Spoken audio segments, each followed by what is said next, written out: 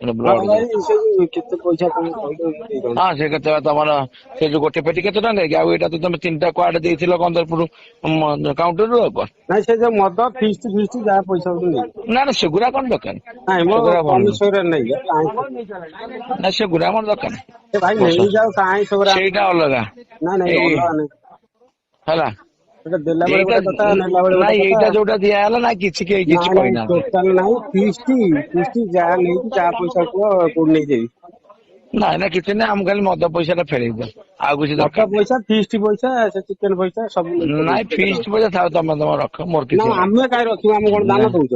ନା ମୁଁ କାହିଁ ଦାନ ଦେବି ଫିଷ୍ଟ କଣ ଖାଇସାରିଲଣି ନା ଦାନ ଆଉ ତମେ କଣ ଦେଲା ଫିଷ୍ଟ ବେଳେ କଣ ଖାଇସାରିଲଣି। କହିଥିଲ ଦେଲା ବେଳେ କଣ କହିଥିଲ ଫେରେଇବା କଥା। ମୁଁ ତ କାହିଁକି ମୁଁ ତ ଫେରେଇବା କଥା କହୁନି ଆମେ ଖାଲି ମଦ ପଇସା ଟା କହୁଛୁ ଦିଅ ତ। ମଦ ପଇସା ନାଇଁ ଚିକେନ ପଇସା ମାଲ ପଇସା ସବୁ ଯେତିକ ନାଇଁ କୁହ। ମୋର ଭାଇ କାହିଁ ସେଇଟା ମୋର ମୁଁ ଭାଇ ସେ ଜାଣିନି କଥା ମୁଁ ମୋର ତ ତାର ଖାଏନି ତମକୁ ପ୍ରଥମରୁ ସେଠି କହିଦେଲି। ବାସ ନାଇଁ ମତେ ଖାଲି ମଦ ଟା ଦେଇଛି ଆଉ କିଛି ମୁଁ ବା ଦରକାର ତମକୁ ନାହିଁ। ଚିକେନ ସହ ଫେରେଇବି।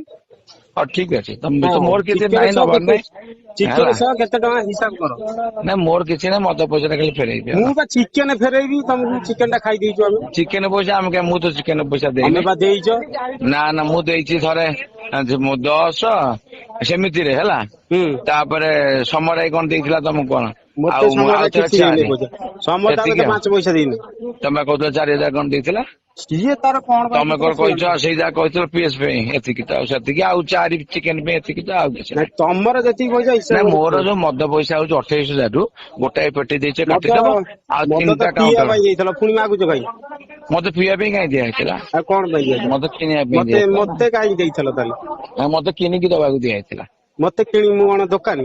ଆଉ ତମେ କହିଥିଲ ଆଉ ମଦ ହେଲା ଆଉ ଚିକେନ ମୁଁ ବି ତ ନାଇଁ ଜାଣିନି ନାଇଁ ସମର ଭାଇ କହିଥିଲା ବୋଲି ମୁଁ ଦେଇଥିଲି। ଆଉ ହେଲା ତମେ ତା କହିଥିଲ ତମକୁ ମୁଁ ଦଉଛି ତମେ ମତେ ଦେଇଥିଲ ନା କିଏ ଦେଇଥିଲା। ହଁ ମତେ ସମର ଭାଇ କହିଥିଲା ଦେଇଥିଲା ନହେଲେ ମୁଁ ମନକୁ କାହିଁ ଦେଇଥାନ୍ତି। ଆଉ ତମେ ମତେ କହିଥିଲ ବୋଲି ନା ମୁଁ କଣ ମନକୁ ନେଇଥିଲି। ନା ଆଉ ହେଲା ଶୁଭୁନି।